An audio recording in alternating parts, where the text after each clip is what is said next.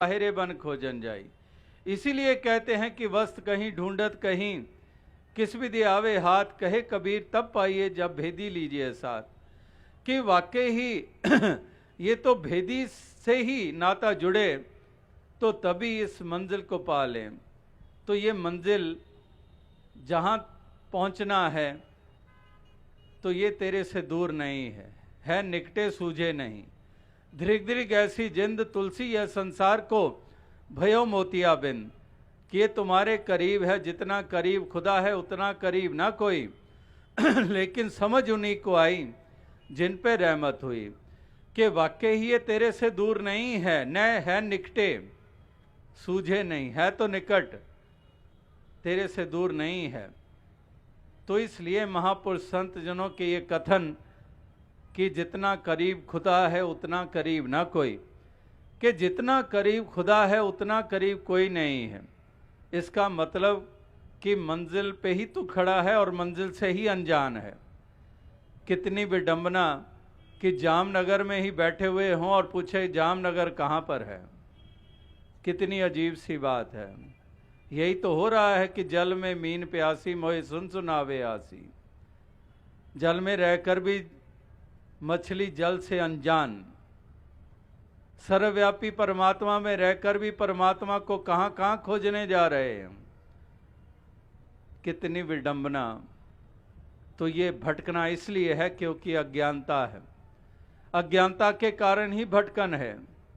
लेकिन ज्ञान अंजन गुरु दिया, ज्ञान की निगाह मिल गई तो फिर ये दूर नहीं है। फिर तो जहाँ हूँ वहीं मौजूद है, जिधर देखता हूँ उधर तू ही तू है। कि हर शय में जलवा तेरा हू बहू है। फिर कोई दूरी नहीं रह जाती है फिर जान लिया कि मंजिल पे ही हूँ। ये केवल और केवल अज्ञानता के कारण कभी सातों आसमानों के ऊपर मान बैठते हैं, कभी गुफाओं कंदराओं में मान बैठते हैं, कभी पर्वतों पे मान बैठते हैं, कभी एक विशेष दिशा में इसको मौजूद मान लेते हैं। लेकिन जब जान लिया तो फिर जिधर देखता हूँ उधर तू ही तू है। हर शय में जलवा तेरा हू बहू है। यही तो है ज्ञान। यही तो है अर्जुन को मिला ज्ञान जब दसों दिशाओं की तरफ नतमस्तक हो जाता है। यही तो है ज्ञान जो मीराबाई ने शाम के असली रूप अविनाशी अजन्मा, जो पांच तत्वों का बना हुआ नहीं, जो पांव में तीर लगने से खत्म नहीं हो गया, अजन्मा शाश्वत, इसका बोध किया, इसकी पहचान की। इसी तरह से महापुरुष संत जन वो आज भी यही पैगाम दे रहे हैं कि जानो ऐसे परम अस्तित्व को, इस परम तत्व को, आत्मा का कल्याण करो और इसी से परलोक सुहेला होगा। जहाँ पर परलोक सुहेले की बात की जा रही है वहाँ पर लोक भी तो है। ये लोक की यात्रा जो हम तय कर रहे हैं तो इस लोक की को भी तो संवारना है। परलोक और लोक दोनों को संवारने के लिए लोक ही है।